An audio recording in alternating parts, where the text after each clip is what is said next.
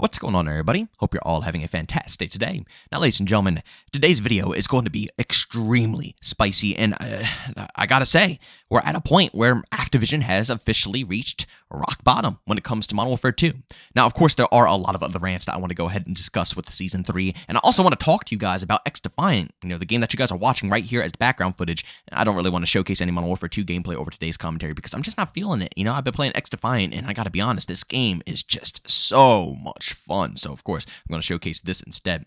But, of course, we'll talk about this stuff later. I'll be streaming XDefiant or maybe even Battlefield, probably both, today as well over on Kick. Again, thank you guys for all the support you guys have been showing over on the Kick channel. It's been a bit of a risky move going from Twitch over to Kick, but I gotta say, you guys have been just showing so much support and love that it's just been a blast. So, of course, if you guys want to go ahead and follow that channel, check me out and watch me stream some of these games, see my impressions before I go ahead and cook up a video for XDefiant, by all means, you can find the link to my Kick channel in the description of this video. And also, of course, if you want to support this channel, help us get to 50,000 subscribers, and you want to hear more commentaries about FPS games, then by all means, like I said, hit the subscribe button, hit the bell notification button, and you'll be notified the second all of this content goes live. All right, ladies and gentlemen, now, like I said in my previous video, Season 3 is just absolute trash, even though there are some things that I enjoyed about it. At the end of the day, the overall experience, the overall vibes, especially around 6v6, and honestly, the rest of the game as well, is garbage. And like I said, commentary after commentary after commentary, I'm going to be exposing and showcasing to you guys why, honestly, at this point, the game is just a flop. And like I said, in this video specifically, I'm going to be showcasing why Activision is basically hitting rock bottom when it comes to Call of Duty Modern Warfare 2. Now, for those who don't know, DMZ is one of the game modes in this game. I mean, if you played Modern Warfare 2 or you loaded up the game, you've probably seen DMZ. It's basically the extraction game mode for Call of Duty. And I was actually kind of pumped for this mode, but I'll be real. As always, when it comes to COD, I always go back to 6v6. So when it came out, I played it a little bit. I enjoyed what I played, but as we all know, I went back to 6v6. But current date, once Season 3 dropped, in DMZ, they have added so many pay-to-win methods that it is just absolutely disgusting. And this isn't even to the levels of back in the day with loot boxes. Loot boxes were better than what we're witnessing right now, current date, with Modern Warfare 2. I'm going to say that again. Loot boxes are better than what we are experiencing current date with Modern Warfare 2. Yes, in loot boxes, we had some pay-to-win moments. You guys remember Black Ops 3? Even Black Ops 4. Remember when that, what was it called? The Stingray DMR rifle or whatever it was? And of course, I'm naming a bunch of Treyarch games. They're in all Call of Duty games where it was loot boxes. But at least you had a chance to get them, right? You didn't have to cough up money. You could still play the game and get points to unlock loot boxes, and then you have to gamble on your chances to get a weapon. It's horrible. It's absolutely horrible. And of course, I'm not saying it's a good system, but you had a chance still. Right? You still had a chance to get that overpowered, quote-unquote, paid-to-win weapon, and that's better than what we're dealing with now. It's better than what we're dealing with now. Ladies and gentlemen, in DMZ, you can now buy with real money, and only with real money. You will never unlock these things, ever, throughout the game, not with in-game experience. You won't find it looting it throughout the map like you should in Extraction. No, you find this stuff by simply buying it from the store. Now, the first thing that you can buy, I don't really mind, to be honest. It's an extra character slot. Again, I don't play that much DMZ, so please correct me down in the comment section, because I know a lot of you guys are probably way more, obviously, how should I say it, skilled, intelligent when it comes to this topic, obviously. But when you have characters, I guess each character is like your quote-unquote custom class. You could set up each character for each type of raid that you would want to go into. And you can buy a fourth character. I think it's 3 already, but you can buy or purchase a fourth one for what, 10, 20 bucks in the store. It's a bundle that comes with a character, a skin, all that stuff, but then at the same time, you can buy the extra character slot. A lot of people have been complaining about this. Honestly, I don't think this is too bad.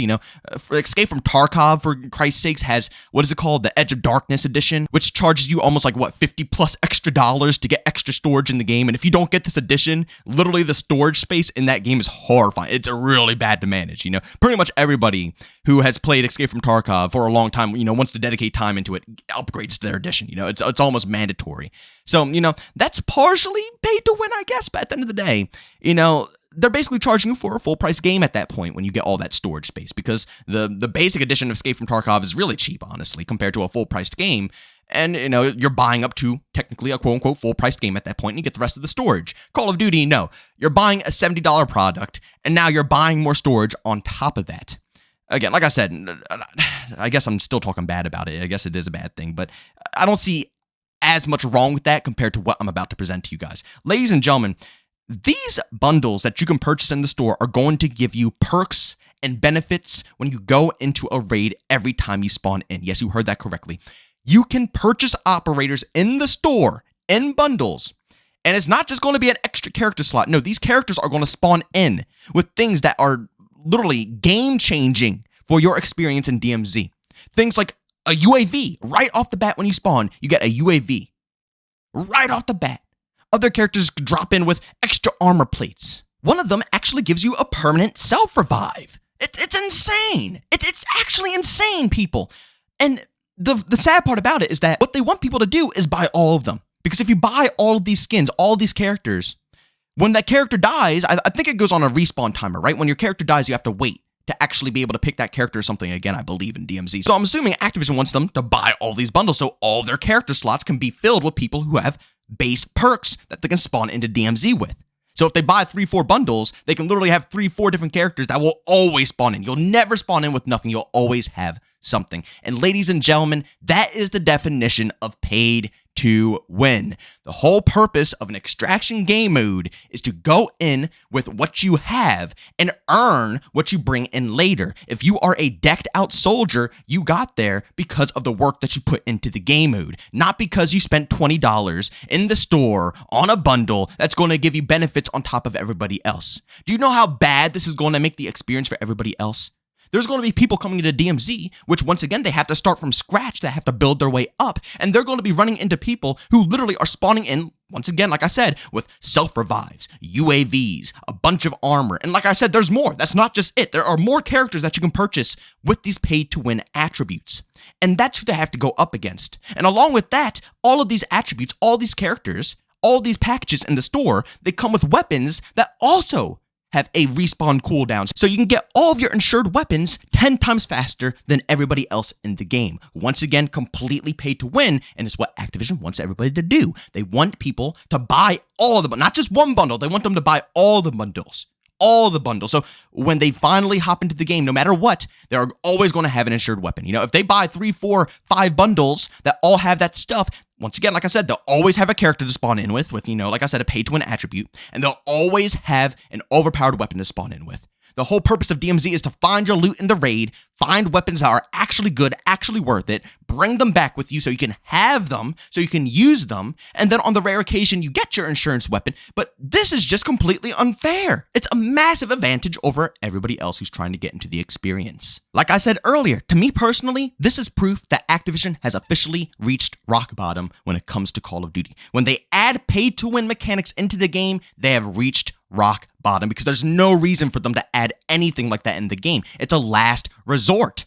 You never add pay-to-win mechanics in the game. You never do, because that is like, basically in their eyes, that's guaranteed cash. But at the same time, it screws your reputation.